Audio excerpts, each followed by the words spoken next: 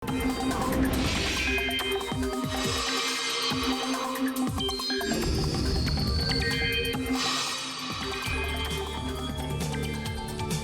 mikusog pa ang Bagyong Aghon samtang naglihok sulod sa Philippine Area of Responsibility.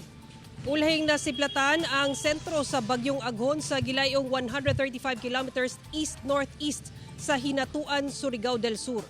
Base sa 2 p.m. bulletin sa Pag-asa, gisaka ang signal number 1 sa pipila ka bahin sa Bicol Region, pipila ka bahin sa Samar ug Leyte Provinces ug Caraga Region.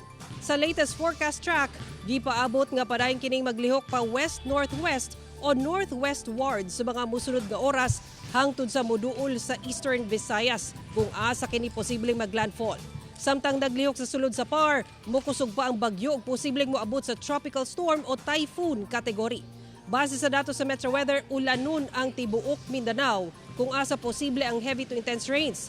Busa mahimong alerto sa mga pagbaha o landslide, mga kapuso.